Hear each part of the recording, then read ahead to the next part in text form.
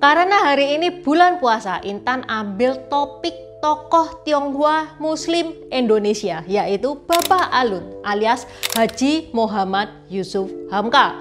Dan video ini sengaja Intan rilis sorean untuk nemenin teman-teman yang berbuka puasa. Pak Yusuf Hamka ini itu tokoh yang menginspirasi banget loh. Dia itu dari kecil itu susah. Makan telur sama kornet itu bagi Yusuf Hamka pada saat itu sudah termasuk makanan yang mewah.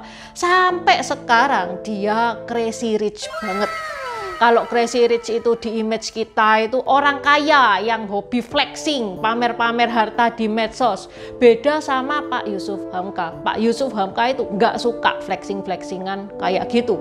Meskipun loh ya aslinya kalau hartanya itu dihitung itu lebih banyak daripada harta crazy rich yang hobi flexing. Oke. Ini barunya mahal 6M katanya. 6M. Siapa sih yang di sini ndak kepingin tajir kayak Pak Yusuf Hamka? Di video ini tak ceritakan biografinya Pak Yusuf Hamka, mulai kecil miskin sampai setajir itu. Yang kepingin ketularan tajir kayak Pak Yusuf Hamka harus nonton video ini sampai habis. Ni hao, namaku Intan, selamat datang di channel aku Dynasty. Kalau teman-teman suka sama kaos yang Intan pakai, open PO cuman tinggal 3 hari lagi. Ini gambar 3 bersaudara ya guys ya, dari zaman 3 negara, Liu Bei, Guan Yu, dan Zhang Fei. Kalau teman-teman tidak suka gambar ini, juga ada gambar lainnya seperti Guan Yu, Zhuge Liang, Liu Bu, Zhao Zhenlong, Dewi Guan Im. Selain kaos oblong, ada juga polo shirtnya. Kaos oblong sendiri itu ada 2 varian, combat sama premium, standar sama premium. Kalau teman-teman pengen tahu bedanya, ini linknya di deskripsi juga sudah Intan taruh. Available di Shopee sama Tokped. Ayo buruan di check out. Okay, let's start. Siapa toh yang nggak kenal Crazy Rich Yusuf Hamka? Bos jalan tol yang omsetnya per hari miliaran rupiah. Omset untuk dalam kota 600.000 kendaraan per hari kali 9.500 rupiah. 5,4 miliar per hari. Beliau juga dikenal sebagai crazy rich yang nggak hobi pamer harta. Padahal kalau dicek nih ya, hartanya lebih banyak daripada crazy rich yang hobi pamer harta. Gimana enggak? Pak Yusuf ini punya Rolls Royce Phantom, Audi S4, Abarth 500, Land Rover, Bentley, dan lain-lain. Tapi itu mobil buat dipakai, bukan buat dipamerin. Gaya hidup Pak Yusuf ini juga cenderung sederhana. Baju, sepatu, arloji itu pakai yang standar ya, bukan yang murah-murah karena memang ada harga, ada kualitas juga. Misal pada waktu Pak Yusuf dipanggil di acara talk show-nya Pak Helmi Yahya, Pak Yusuf itu cuman pakai arloji yang harganya 1-2 jutaan, bukan yang MM-an kayak gitu. Dan menurut Intan, arloji harga 1-2 jutaan itu wajar banget ya untuk arloji yang berkualitas. Ya kan ada Intan arloji 50 ribuan. Ya kalau arloji 50 ribuan mah besoknya sudah mati. Nih, jeans beli di mana nih Pak? Ciamplas. Ciamplas. Alhamdulillah. Si zaman 150.000. Ini udah hampir 20 tahun nih, Jin. Jam-jam puluhan miliar Pak? Enggak ya? Muternya sama iya. Kan nggak bikin tambah kaya kan. Diincar orang iya ya? Dibacok orang iya kalau mahal-mahal. Oke, lah terus gimana nih ceritanya Pak Yusuf yang dulunya miskin sekarang bisa jadi crazy rich? Pak Yusuf itu lahir pada tanggal 5 Desember 1957. Nama Tionghoanya Cao Alun atau Alun Yosef. Nama ayahnya Cao Tojiang yang merupakan dosen. Sedangkan ibunya Xiao Po Xuan juga seorang guru. Jadi lumayan lahir dari keluarga yang berpendidikan. Tapi Pak Yusuf ini lahir di pelosok, di pedalaman Samarinda. Jadi hidupnya itu susah.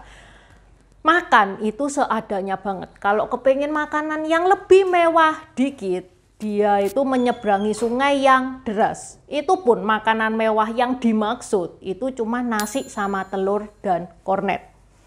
Pas Pak Yusuf itu kecil, kalau dia itu pengen banget ya makan ikan. Nah, Pak Yusuf itu kan tempat tinggalnya itu WC-nya itu WC umum gitu ya. Nah, ikan-ikan itu sering nangkrong di bawahnya jamban. Jadi kalau ada kotoran manusia yang nyemplung itu segera dimakan sama ikan itu.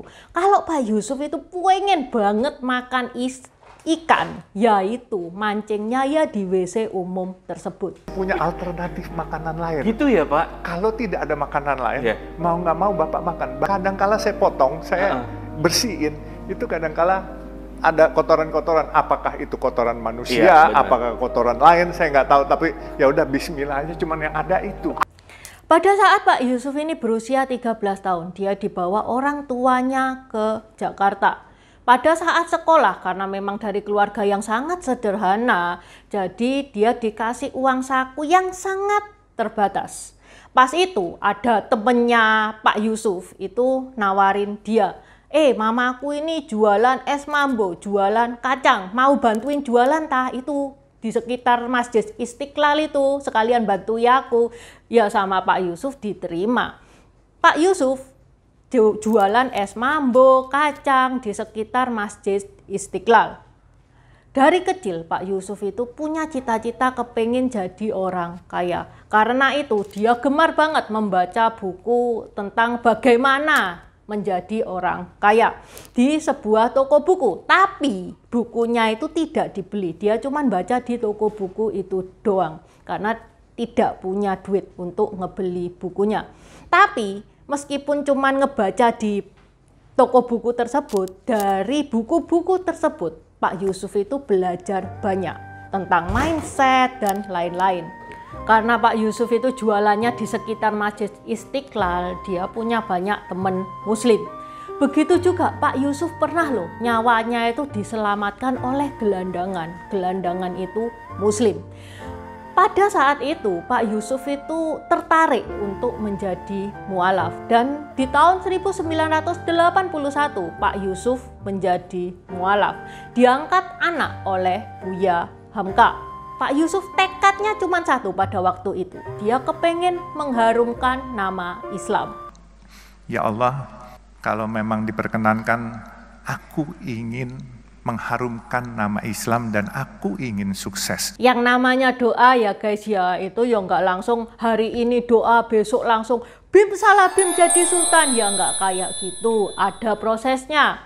Pak Yusuf pernah dikasih sama yang di atas ya usaha, yaitu usaha kayu. Pak Yusuf mendirikan perusahaan kayu, tapi karena pas zaman Orde Baru dia nggak punya kenalan pejabat pemerintahan, sehingga dilayangkan surat. Surat itu intinya pokok perusahaan itu disuruh nutup. Ya udah, Pak Yusuf jadi jobless dan 11.000 karyawannya pulang kampung.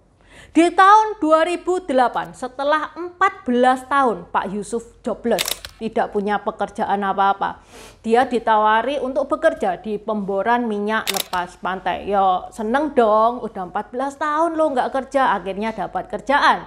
Tapi itu pun cuman 1 tahun doang. Habis gitu Pak Yusuf resign karena nggak cocok kerja di sana. Pada tahun 2012 ini adalah titik baliknya Pak Yusuf. Pak Yusuf ditawari oleh pemegang saham yang lagi berantem, yaitu pemegang saham Jalan Tol Citra Marga Nusapala Persada. Pak Yusuf ditawari untuk menjadi direktur utama. Pada saat Pak Yusuf itu menjadi dirut itu, dia tuh ngelihat, oh Jalan Tol ini perusahaan bagus loh. Kenapa yang nguasai ini kok orang asing? Kenapa kok dinamakan perusahaan yang bagus? Menurut logikanya Pak Yusuf itu kayak gini, misalkan ada restoran itu terkenal masakannya itu enak. Pada saat kita itu datang, ternyata masakannya itu kepedesan lah, keasinan lah, kita kapok, kita nggak akan datang ke restoran itu lagi. Begitu juga dengan hotel. Kalau kita tidur di hotel dan pelayanannya nggak enak, kita juga kapok. Next time kalau pelesiran pasti nggak akan nginep di hotel itu lagi. Beda ya sama jalan tol, itu beda. Kalau jalan tol mah meskipun macet, meskipun mahal, besoknya orang nggak trauma, besoknya tetap lewat jalan tol lagi. Makanya ini dinamakan perusahaan yang bagus oleh Pak Yusuf. Melihat ini adalah perusahaan yang bagus dan dikuasai oleh orang asing, Pak Yusuf pada ngumpulin teman-temannya. Dia bilang ke teman-temannya itu, ini perusahaan bagus loh, dan yang miliki ini orang asing semua. Daripada dimiliki orang asing, kenapa nggak kita-kita aja yang memiliki? Teman-temannya Pak Yusuf tanya, loh gimana caranya? Pak Yusuf bilang, pokoknya kamu sediain dananya aja. Nah, Pak Yusuf ini kan dirut. Apa yang dia sebut, pasar itu bereaksi. Pada saat itu ada bank yang lagi nggak sehat, namanya Bank Senturi. Pak Yusuf bilang dia mau ngebeli Bank Senturi. Perusahaan asing banyak yang nggak setuju dan melepaskan saham Citra Marga. Di saat itulah teman-teman Pak Yusuf ngebeli jalan saham Citra Marga. Suku, ada yang Tionghoa atau yang disebut asing. Daripada asing yang milikin, kenapa nggak kita-kita, kalian para asing, teman-teman maupun yang lain, ayo kita milikin. Saya bikin asing ini keluar barangnya.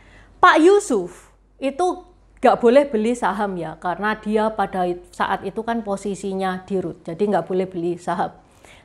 Tapi Pak Yusuf itu cuma 1 tahun doang jadi dirut. Pada tahun 2017, Pak Yusuf itu bilang ke teman-temannya dia, gantian dong, aku dong kepingin pegang sahamnya itu Citra Marga. Sehingga sejak tahun itu Pak Yusuf pegang kendali di Citra Marga. Lah pas itu orang-orang Citra Marga pada kaget semua, loh kok bisa? Ya bisa dong, sudah di planning sejak awal sama Pak Yusuf. Dan sejak saat itu pemilik saham Citra Marga sudah orang lokal semua, nggak ada orang asingnya. Dan ini adalah awal di mana Pak Yusuf menjadi Crazy Rich. Gimana enggak, di dalam kota aja loh ya, dalam kota itu Jakarta maksudnya. Per hari jalan tol itu dilalui 600.000 kendaraan. Kalau itu dikali 9.500 sudah 5,4 M per hari.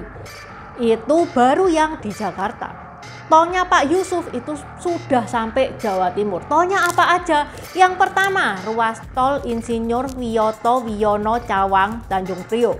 Yang kedua, tol Pelabuhan. Yang ketiga, ruas tol Bogor Outer Ring Road. Yang keempat, jalan tol Depok Antasari. Yang kelima, tol Soreang Pasir Koja. Yang keenam, tol Cileunyi Sumedang Dawuan. Tol yang ketujuh yaitu jalan tol Waru Juanda. Yang ini nggak nyangka loh, ternyata jalan tol yang sering Intan lewati itu punyanya Pak Yusuf. Nah, mulianya lagi, dengan setajir itu ya, se-crazy rich itu, sekarang ini Pak Yusuf itu gemar banget beramal. Dia bercita-cita kepengen membangun 1000 masjid. Masjidnya Pak Yusuf itu yang sudah kelihatan itu Masjid Baba Alun di Jalan Tol Insinyur Wiyoto Wiono Tanjung Priok Jakarta Utara. Pak Yusuf itu juga jualan nasi kuning untuk kaum duafa, jadi bayarnya sukarela. Pak Yusuf kalau gini ini bukan cuma mengharumkan nama Islam, tapi mengharumkan etnis Tionghoa juga. Bener ya guys ya. Oke, sampai di sini dulu bahasan Intan hari ini. Seperti biasa, buat teman-teman yang mau nambah-nambahin, silakan coret-coret di kolom komentar. Buat subscriber baru, selamat datang. Terima kasih sudah menonton videonya Intan sampai habis. Intan sarankan buat teman-teman yang baru bergabung untuk nonton videonya Intan tentang pergantian dari dynasty ke dynasty. Ini nih videonya. Di deskripsi juga sudah Intan taruh, karena di video pergantian dynasty itu adalah basic dari semua videonya Intan. Itu yang pertama. Yang kedua, video pergantian dari dynasty ke dynasty ini bakal sangat membantu teman-teman kalau misalkan teman-teman itu nonton film-film Tiongkok yang kuno-kuno itu bakal sangat membantu banget, karena film-film Tiongkok itu nggak menceritakan secara jelas background kayak gimana. Terima kasih udah nonton channel ini sampai habis. Dukung aku terus berkarya dengan klik subscribe dan bunyikan lonceng di bawah ya guys.